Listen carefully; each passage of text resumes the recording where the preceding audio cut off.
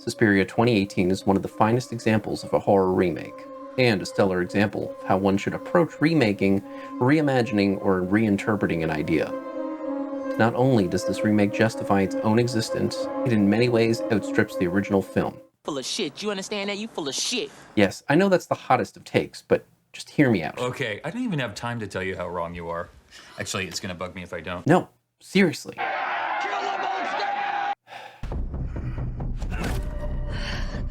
Okay, I'm gonna need you guys to relax. Relax. Relax. So, what is a remake? Why do they exist? At the top. Here are a few reasons why a film may be remade.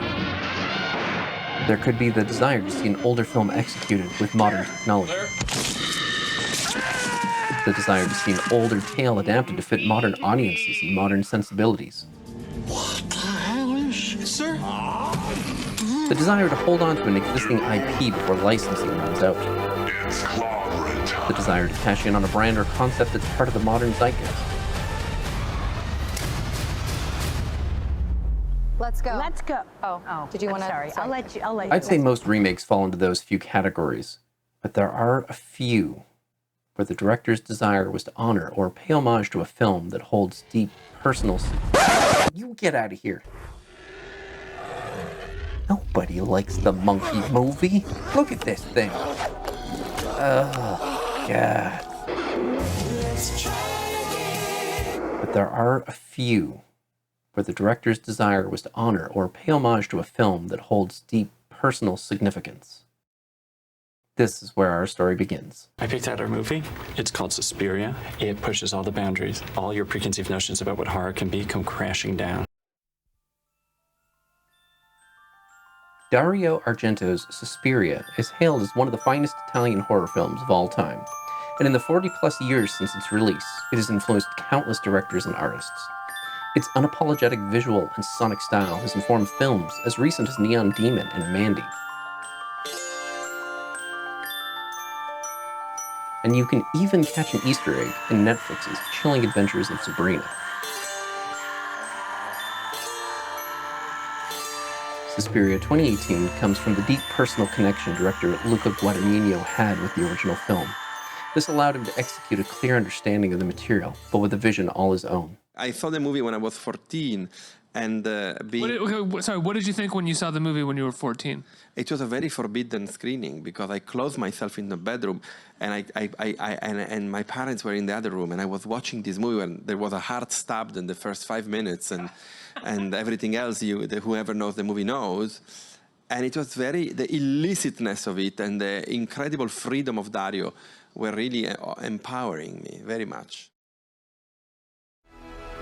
Luca's cover version wisely avoids preying on our nostalgia by trying to and possibly failing to live up to the weight of fan expectation.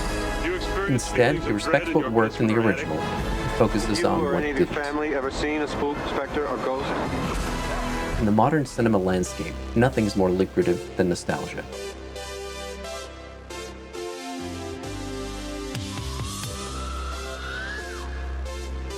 Disney live-action remakes have made nearly $10 billion since they began in 1994. While this can be done with a level of taste and direction, it can also be done cynically and disingenuously. Let your friends go!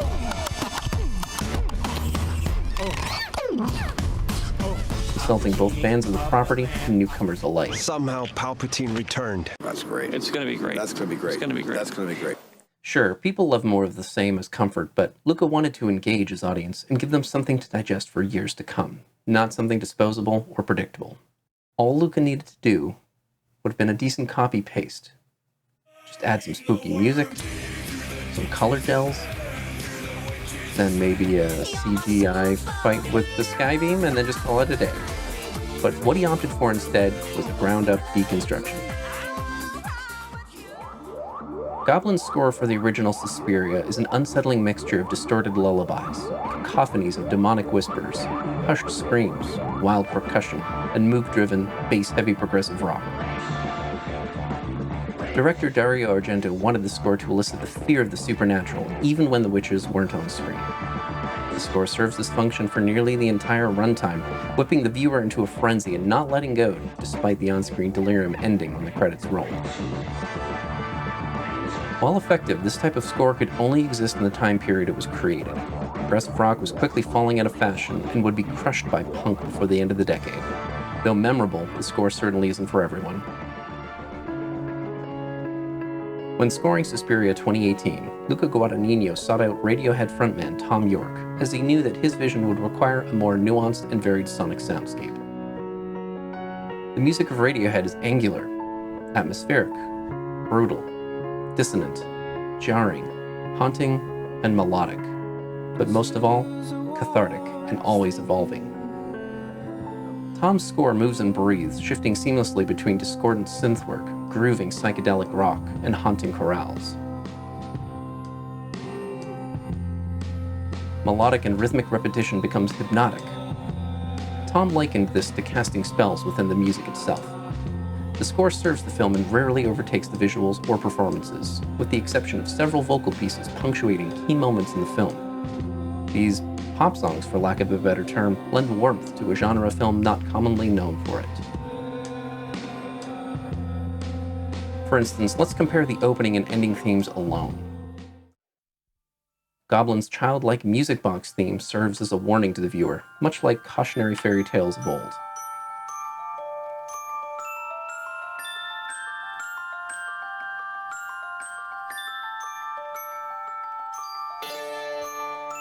The music of the finale is effective at maintaining the stress and mania that is sustained throughout the runtime and continues well past the nightmare's end. It is memorable and effective, but one can argue that its enjoyment comes from being paired with the film's visuals.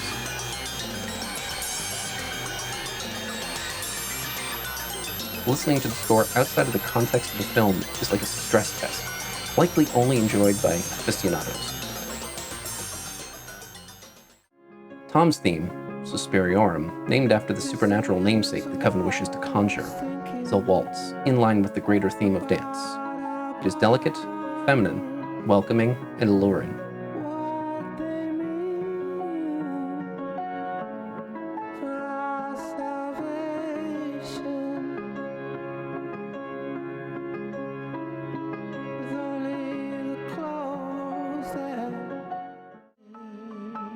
This finale is soothing and transcendent.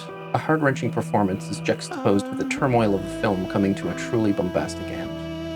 The feelings and images conjured by the music stay with the viewer long after the credits, and I would argue that they can be enjoyed separately even without knowledge of the film.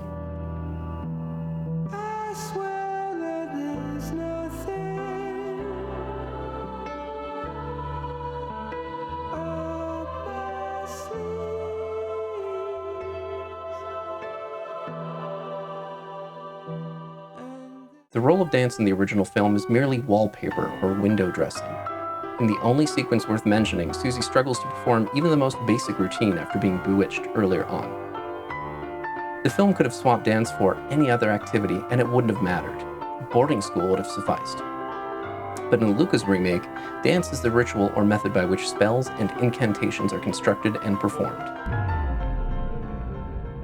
I really believe in coincidence. 3 years ago, in 2013, I got invited to create a kind of an installation in Louvre Museum in Paris. And when we created that, I invited them home and we watched a film, and that film was Suspiria. And I told them, there is something in that film that I want you to somehow put in your dancing. 3 years later, it's when Luca saw that video that they decided to call me. This is how the Coven exerts influence over their dancers, and how they're able to exist separate from the world around them. There are at least 4 main dance sequences in the film. The first sequence in the film is Susie's audition. Susie's striking audition wins a visit from Madame Blanc, and she is accepted shortly thereafter. After an indignant Olga is ejected from the troupe, Susie offers to take the place as the protagonist in the upcoming performance of Volk, a dance designed from the ground up by Madame Blanc herself. This scene serves as a trial by fire in more ways than one. It is both a test of Susie's ability and a test of her willingness to serve the will of the Coven.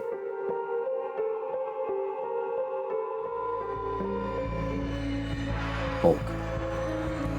An overconfident Susie begins to exert her will and steps out of line during the live performance of the piece, angering the Coven.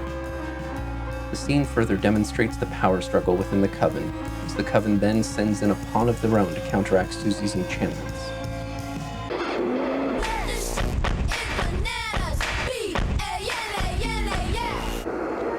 The final performance of the film appears in a ritual meant to renew their ailing matriarch, Helena Marcos. Instead of a renewal, Susie hits the reset button and dismantles the Coven from the inside, remaking it in her own image. The plot is constantly moving forward through dance. It is no mere background activity, but the central purpose of the protagonists and the antagonists alike.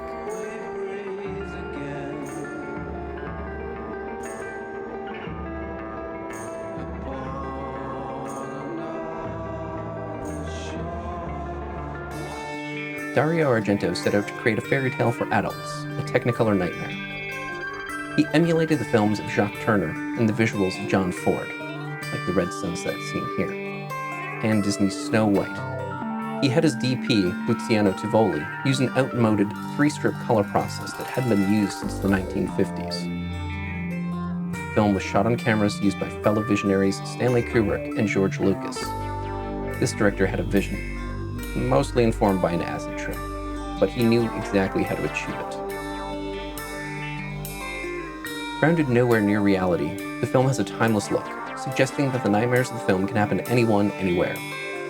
The imagery hasn't been duplicated in any film since. The film is unique in this regard. One might be tempted to emulate digitally, but fans of cinema would know they're being duped. When it came to shooting the remake, Luca wanted his film grounded firmly in the reality of the narrative, namely the violence and uncertainty of living in Berlin during the events of the German Autumn.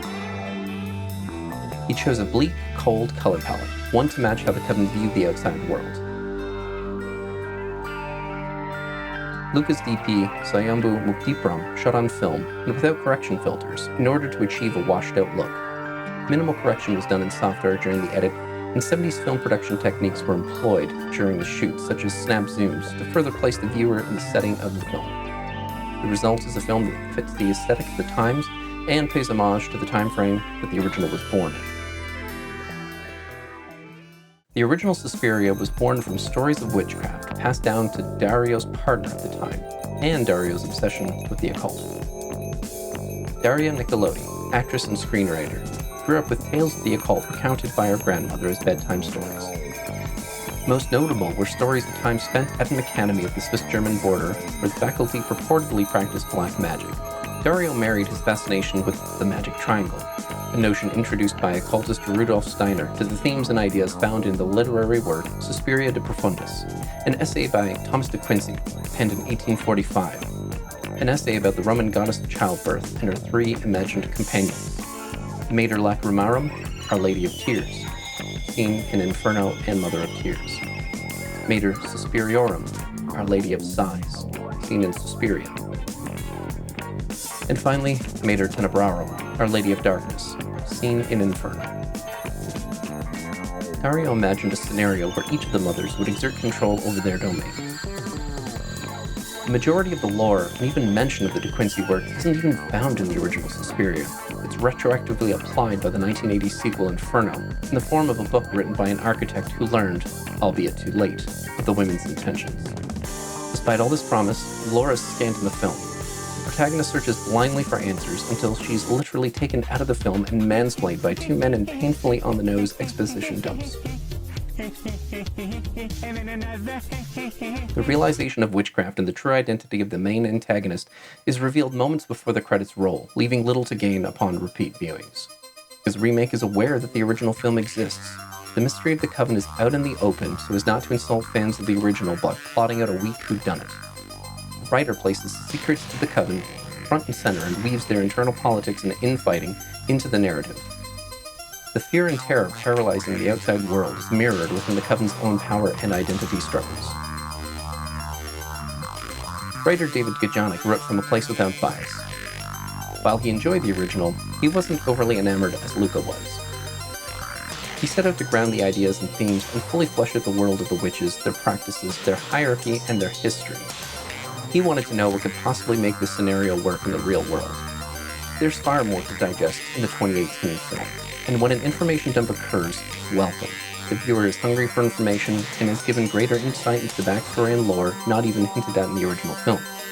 For anyone invested in the world of the original film, Lucasfilm is far more substantial and rewarding, especially when the film comes to its conclusion. And as if that weren't enough, an epilogue rounds out elements not found in the original. The motivation of Mother Suspiriorum is made clear, and we see a different side of horror, a warmth and a heart usually reserved for drama. The original Suspiria was devised and co-written by a woman.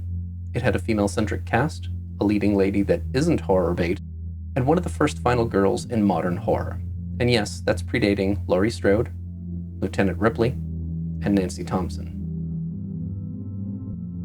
The film served as a proto-slasher, informing the horror template in the decade to follow. It can be viewed as progressive, but it merely eked past the way women were treated in traditional Italian giallo films that preceded it. Though thematically hollow, there was sufficient bedrock for Luca to build upon. Suspiria 2018 deals with guilt and unprocessed trauma and further elaborates on the original's flirtation with feminism.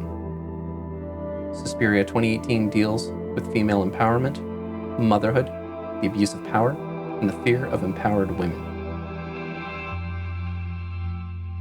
Proper exploration of these themes requires more time allotted than in this essay, but suffice it to say the film has a lot more to it than thrills and scares, and in my opinion that elevates it beyond the expectations of a traditional horror template, and certainly well above the original. At the climax of Luca's film, the final girl trope is subverted in a way that fans of the original likely didn't see coming. I know I didn't. Despite foreboding warnings of Mater Suspiriorum being a dangerous force out of time, the witch goddess passes through the veil into our world and brings restoration, not strife. I mean, not for her true lineage anyways. She restores her disciples and corrects the damage done falsely in her name, and she does so with the fierce love and protection commonly associated with a birth mother, not the indifference of an all-powerful and timeless being. After her world is set straight, Mother Suspiriorum pays a visit to a man who, throughout the film, is tortured not only by the constant pain of being separated from his wife during World War II, but the agony his body and his mind endure at the hands of her daughters during the climax. Opting not to sow discontent or cause suffering, she instead shares a touching moment with the man. Diving into the past, she uncovers the fate of his wife and assures him that she was at peace and being comforted by a close-knit group of women when she passed. Though hungry for guilt, shame, and pain, she does not see the need for him to endure anymore and wipes away decades of trauma. Dario sought to elevate his art from the pulpy giallo films he'd become famous for leading up to Suspiria. He wanted to reinvent himself and head into a more abstract and expressionist territory. While he would continue making films, he would rise to the success he had prior to Suspiria, and even his own follow-ups in the same world would suffer the law of diminishing returns. Inferno aimed to recreate much of what made Suspiria work: incredible lighting, frightening sequences, scary set pieces, along with bombastic progressive rock.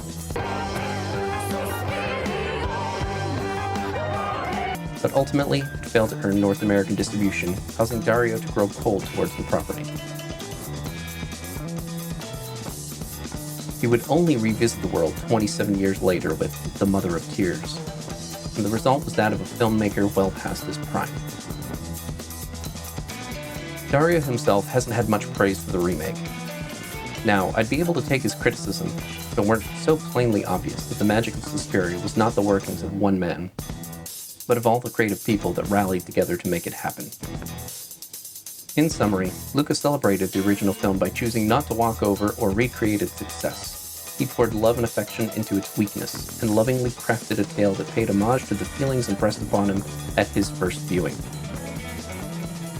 Suspiria 2018 is a transformative work that rises above its pulpy origins, giving audiences much more than scares or frights.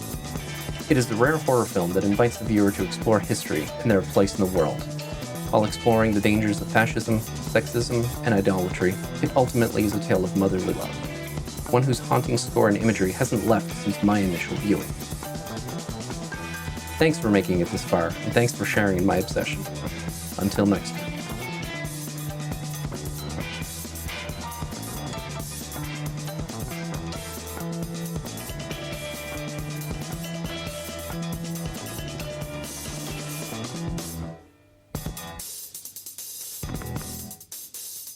Bye.